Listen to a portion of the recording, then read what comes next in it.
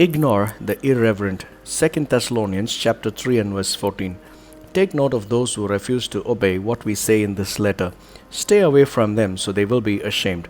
This text is Paul's letter to the church at Thessalonica. There were some people who were living idle. Paul advised the believers not to have anything to do with them, since these idle minds can cause enormous trouble. They would be lazy, eating from the works of the others. They would be meddling with other people's business. Therefore, Paul suggested that these people be motivated to work and make their living. Paul also cautioned the believers not to treat them as enemies, but to warn them as their brothers and sisters. This was not true for the biblical times, it is true even today. There are lots of people who avoid work and live lazy lives. They have not felt the responsibility of their lives, and somehow they have learned to live that way. God does not consider them. Idleness can destroy the normalcy and end in destruction. I read about a Roman channel and how it disintegrated when it was forcefully shut from service. Munao, the Spanish philosopher, tells about the Roman aqueduct in Segovia in his native Spain.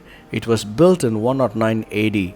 For 1800 years, it carried cool water from the mountains to the hot and thirsty city. Nearly 60 generations of men drank from its flow.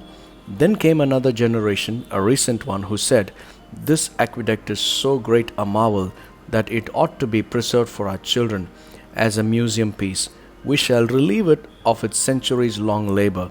They did. They laid modern iron pipes, they gave the ancient bricks and mortar a reverent rest, and the aqueduct began to fall apart. The sun beating on the dry mortar caused it to crumble. The bricks and stones sagged and threatened to fall.